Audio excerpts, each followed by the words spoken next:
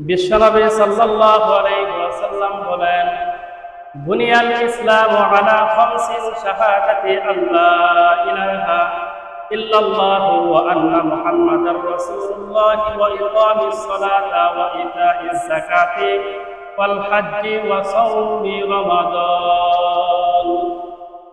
বিশ্বনবী সাল্লাল্লাহু আলাইহি ওয়াসাল্লাম বলেন যে ইসলামের মূল ভিত্তি হচ্ছে পাঁচটা, তার মধ্যে একটা হলো হজ। হজের জন্য নির্দিষ্ট একটা সময়সীমা আছে। আওয়াজ করে বলেন, আছে না নাই?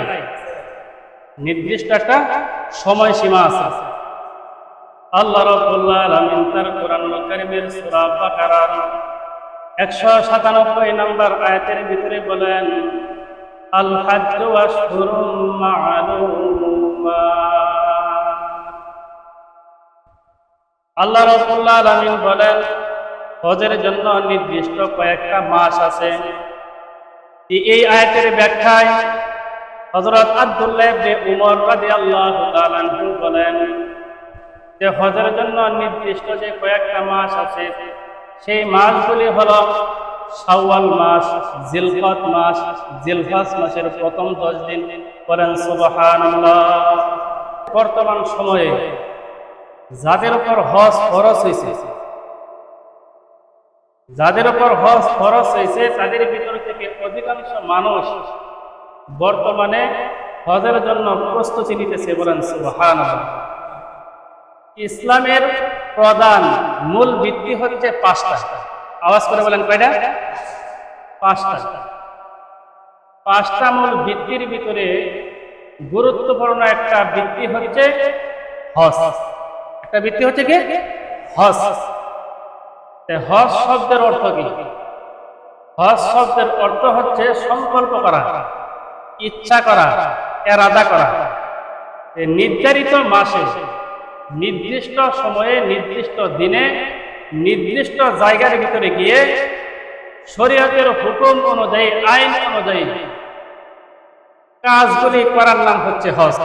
হযরত আব্দুল্লাহ ইবনে উমর রাদিয়াল্লাহু তাআলা আনহু হতে বর্ণিত, বিশ্বনবী সাল্লাল্লাহু আলাইহি ওয়াসাল্লাম বলেন, বুনিয়াল ইসলামু আলা খামসিন শাহাদাতি আল্লা ইলাহা ইল্লাল্লাহু ওয়া আন্না মুহাম্মাদার রাসূলুল্লাহ ওয়া ইকামিস সালাতা ওয়া ইতাইজ যাকাতি ওয়াল হজ্জি ওয়া সাওমি রমাদান।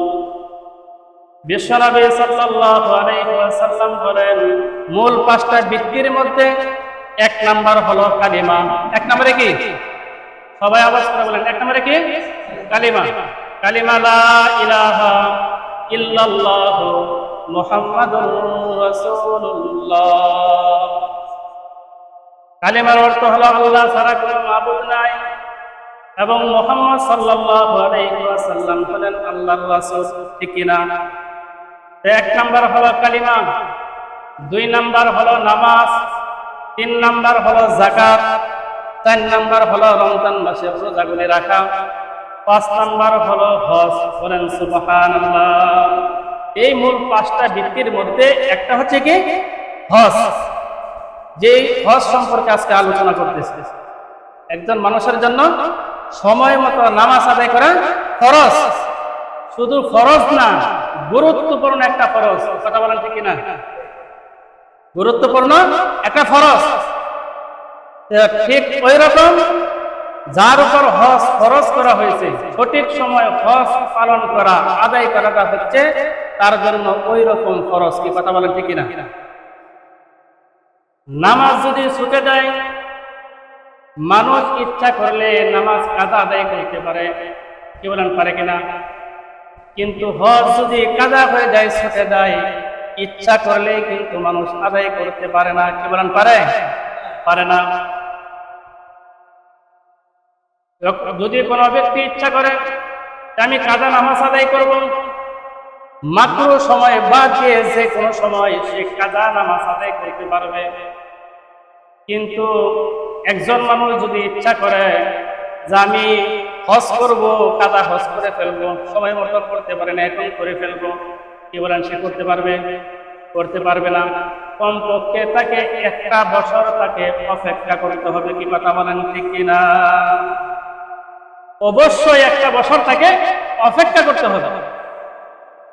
1 বছর তো দূরের কথা, একদিনই তো গ্যারেন্টি নাই। কি বলেন, গ্যারেন্টি আছে? আজকে আসি, কালকে যদি আমি দুনিয়ার ভিতরে থাকবো, এর কোনো গ্যারেন্টি আছে? গ্যারেন্টি নাই। এরপরে আবার 1 বছর। এই জন্য হজ ফরজ হওয়ার সাথে সাথে কি করা? হজের বিধান পালন করা, হজ আদায় করে ফেলা যত তাড়াতাড়ি সম্ভব। হজের নিয়মটা হযরত আদম আলাইহিস সালাতু ওয়াস সালাম থেকে চলে আসতেছে। কাবাঘর নির্মাণ করার পরে এই যে তওয়াফ শুরু হয়েছে, আজও পর্যন্ত মানুষ লক্ষ লক্ষ টাকা খরচ করে কাবাঘরের ভিতরে গিয়ে তওয়াফ করতেছে। কি কথা বলেন, ঠিক কিনা? হযরত নূহ আলাইহিস সালাতু ওয়াস সালামের জামানায় যখন প্লাবন হলো, আযাব আসলো, ওই প্লাবনের কারণে কাবাঘর মাটির সাথে মিশে গিয়েছে। কাবাঘর যখন মাটির সাথে মিশে গেছে, তার কোনো চিহ্নই পাওয়া যাচ্ছে না। তখন আল্লাহ তাআলা হযরত জিবরাইল আলাইহিস সালাতু ওয়াস সালামের মাধ্যমে হযরত ইব্রাহিম আলাইহিস সালাতু ওয়াস সালামকে সেই কাবাঘরের চিহ্নটা দেখায় দিলেন। বলেন সুবহানাল্লাহ। আল্লাহ তাআলা জিবরাইলের মাধ্যমে কাবাঘরের চিহ্ন দেখানোর পরে আল্লাহ তাআলা পয়গম্বর ইব্রাহিম আলাইহিস সালাতু ওয়াস সালামকে হুকুম করলেন যে, হে ইব্রাহিম, তুমি পুনরায় কাবাঘর নির্মাণ করো, পুনরায় কাবাঘর নির্মাণ করো। যখন আল্লাহ তাআলা হুকুম করলেন, হুকুম করার পরে হযরত ইব্রাহিম আলাইহিস সালাতু ওয়াস সালাম কাবাঘর নির্মাণ করলেন। বলেন সুবহানাল্লাহ। তাহলে কাবাঘর নির্মাণ করছেন কে? হযরত ইব্রাহিম আলাইহিস সালাতু ওয়াস সালাম। কাবাঘর নির্মাণ করার পরে তখন আল্লাহ রাব্বুল আলামিন হযরত ইব্রাহিম আলাইহিস সালাতু ওয়াস সালামকে হুকুম করলেন। কোরআনুল কারীমের সূরা হজরের ভিতরে আছে, ইয়াতুকা রিজালান ওয়া আলা কুল্লি দামিরি ইয়াতিনা মিন কুল্লি ফাজ্জিন আমিক। আল্লাহ রাব্বুল আলামিন হযরত ইব্রাহিম আলাইহিস সালাতু ওয়াস সালামকে হুকুম করলেন যে, হে ইব্রাহিম, তুমি মানুষের মাঝে ঘোষণা করে দাও, তারা তোমার কাছে আসবে পায়ে হেঁটে, উটের উপর সওয়ার হয়ে দূর দূরান্ত রাস্তা অতিক্রম করে। বলেন সুবহানাল্লাহ। আল্লাহ তাআলার কথা শুনে হযরত ইব্রাহিম আলাইহিস সালাতু ওয়াস সালাম আল্লাহ তাআলাকে জিজ্ঞাসা করলেন, বললেন, আল্লাহ,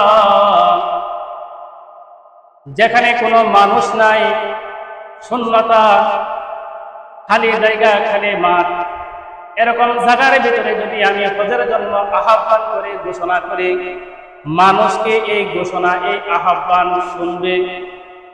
তখন আল্লাহ তাআলা বলতেছেন, হে ইব্রাহিম, ঘোষণা দেওয়ার দায়িত্ব হচ্ছে তোমার, ঘোষণা দেওয়ার দায়িত্ব হচ্ছে তোমার, আর তোমার ডাক, তোমার আহ্বান, তোমার ঘোষণা মানুষের কাছে পৌঁছে দেওয়ার দায়িত্ব হচ্ছে আমি আল্লাহর। বলেন সুবহানাল্লাহ। হযরত ইব্রাহিম আলাইহিস সালাতু ওয়াস সালাম তিনি আল্লাহ তাআলার কথা মতো মাকামে ইব্রাহিমের ভিতরে দাঁড়িয়ে তিনি কি করলেন? ঘোষণা করলেন। আবার এখানে মতভেদ আছে, অন্য রিওয়ায়াতের ভিতরে আছে যে কুবায়াস পাহাড়, কুবায়াস পাহাড় নামক পাহাড়ের ভিতরে দাঁড়িয়ে তিনি দুই হাতের আঙ্গুল দিয়ে কানের ভিতরে ঢুকিয়ে ডানে বামে সামনে পিছনে সমস্ত চতুর্দিক দিয়ে তিনি কি করলেন? ঘোষণা করলেন। যখন ইব্রাহিম আলাইহিস সালাতু ওয়াস সালাম ঘোষণা করলেন, ঘোষণা করার সাথে সাথে আল্লাহ তাআলা সারা পৃথিবীর কোনায় কোনায় পর্যন্ত আল্লাহ তাআলা এই আওয়াজ পৌঁছে দিয়েছিল। বলেন সুবহানাল্লাহ।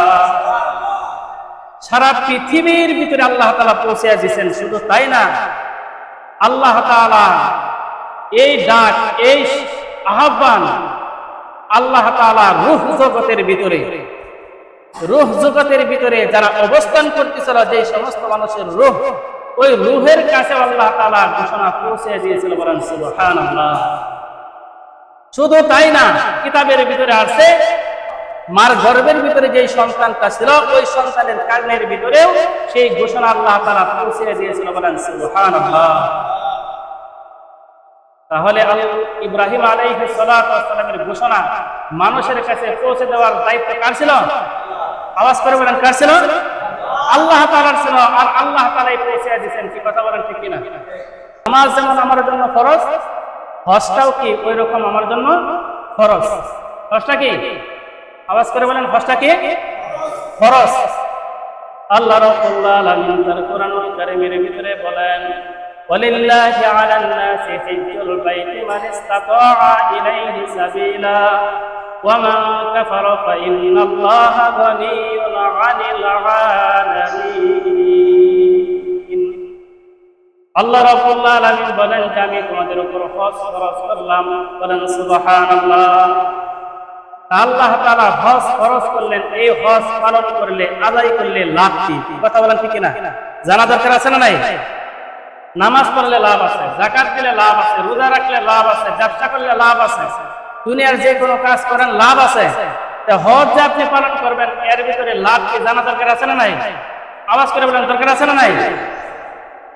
হজ পালন করলে লাভ হচ্ছে, বিশ্বনবী সাল্লাল্লাহু আলাইহি ওয়াসাল্লাম বলেন, মান হাজ্জা লিল্লাহি ফালাম ইয়ারফাস ওয়ালাম ইয়াফসুক রাজাআ কায়াউমিহি ওয়ালাদাতু উম্মু। যেই ব্যক্তি হজ করতে বের হলো আর হজে থাকা অবস্থায় যে ব্যক্তি স্ত্রী সহবাস থেকে বিরত থাকলো এবং গুনার কাজ থেকে, অন্যায় কাজ থেকে, পাপের কাজ থেকে সে দূরে থাকলো, বিশ্বনবী বলেন যে নবজাতক শিশুর সন্তান যেন মার গর্ভের থেকে ভূমিষ্ঠ হলে যেমন নিষ্পাপ হয়, আজি ওই ব্যক্তি হজ করার পরে যখন বাড়ির দিকে অগ্রসর হয়, বাড়িতে পৌঁছে, তখন সে ওই ব্যক্তি নিষ্পাপ শিশুর মতন নিষ্পাপ হয়ে তারপর বাড়ির ভিতরে পৌঁছে। বলেন সুবহানাল্লাহ। বেগুনাহ মাসুম হয়ে যায়, তার কোনো গুনাহ থাকে না। বলেন সুবহানাল্লাহ। এমনকি যেই ব্যক্তি হজ করে ফিরে আসলো, সেই জন্য গাজীর সওয়াব অর্জন করলো। বলেন সুবহানাল্লাহ। কি সওয়াব অর্জন করলো? গাজীর সওয়াব অর্জন করলো। আর যেই ব্যক্তি হজ করতে গিয়ে মারা গেল, সেই জন্য শহীদি মৃত্যুবরণ করলো। বলেন সুবহানাল্লাহ। বুখারী এবং মুসলিম শরীফের হাদিস, আল হাজ্জু মাবরুরু লাইসা লাহু জাযাউন ইল্লাল জান্নাহ। মবরুর হজের বিনিময় জান্নাত। বলেন সুবহানাল্লাহ। মবরুর হজের বিনিময় জান্নাত, এর ভিতরে কোনো সন্দেহ নাই। এখন আমাদেরকে বুঝতে হবে মবরুর হজ কাকে বলে। মবরুর হজ কাকে বলে? এই মবরুর হজ হচ্ছে যে হজের যে নিয়ম কানুন আছে, বিধিবিধান আছে, এগুলি সঠিকভাবে পালন করার নাম হচ্ছে মবরুর হজ। যে হজের ভিতরে সঠিকভাবে হজের কার্যকলাপগুলি কি আদায় করা হয়, পালন করা হয়, ওই হজটাকেই বলা হয় মবরুর হজ। আর ওরকম হজ আল্লাহর কাছে কবুল হয়ে যায়। বলেন সুবহানাল্লাহ। আর যে হজটা আল্লাহর কাছে কবুল হবে, ওই হজের বিনিময় আল্লাহ তাআলা বান্দাকে জান্নাত দান করবে। বলেন সুবহানাল্লাহ।